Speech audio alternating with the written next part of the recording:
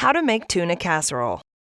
Hello, welcome to Video Jug. My name is CJ, and today we are tackling quite a big one here, tuna casserole. You'll need the following ingredients to serve 6 to 8 people or one giant man named Bubba. There will be a recap at the end. Step 1. Saute mushrooms and onions. Tuna casserole is kind of like cream of mushroom soup poured over noodles with frozen peas and canned tuna, right? Well, we're gonna make our own sort of cream of mushroom soup sort of base of this thing. So what I got here is a pretty hot pan, a lot of mushrooms, and some canola oil. Voila, here we go. Now we're adding the mushrooms. This is gonna be really exciting for a lot of you people.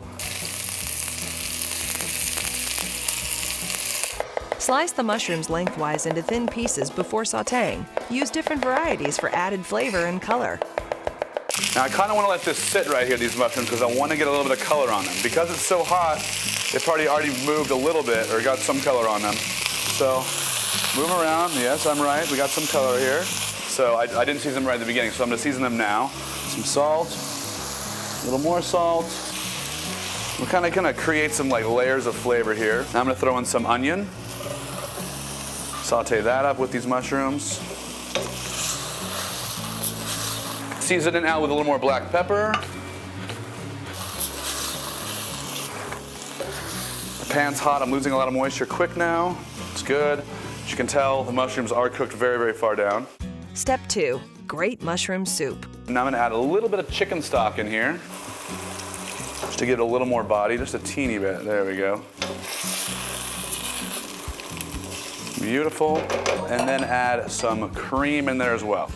It is cream of mushroom soup. Don't kid yourself and think there's no cream in here. A little Parmesan cheese. This helps even kind of add in more nuttiness to the flavor. Also a tanginess as well. Stir that in, that'll melt as this starts to cook down. Now this right here doesn't look like much, looks way too loosey-goosey. That's okay, calm down. It's gonna cook down probably for about, I don't know, 10 or 15 minutes, maybe even 20 minutes. And it'll kind of cook down and condense and lose a lot of that moisture. So everything's gonna kind of cook together and be good. Step 3. Time for tuna. It's been about 15 minutes now, and as you can tell, it's a lot more creamy and luxurious and fantastic. See how it coats the back of the spoon too? That's another good way to tell, kind of coats the back of the spoon, nice and pretty. Now we're gonna add the rest of the ingredients here. I have right here some egg noodles that I cooked very al dente because I know they're gonna cook again in this cream sauce. So in they go. Voila. That looks like a fair amount. So here I have tuna that's been kept in olive oil. It's much better than water tuna. I don't know why people like this water tuna, but this actually has still the flavor of tuna. So we're gonna put in some of this in here. There we go. There we are, yummy. Stir that around. And last but not least are the peas. Here we go. La-di-da. The last bit of green hope we have for this dish. And that's where all the nutrients are. That's where you guys get all your vitamins. Now, there's a lot of fat in this dish. There's a lot of starch and so forth. So to cut all that, squeeze a lemon, hearty squeeze. Now it's ready for the casserole dish. It's pretty much already up to temperature, so I'm not gonna cook it for very long. Kinda hot. There we are. Voila. Doesn't that look dandy?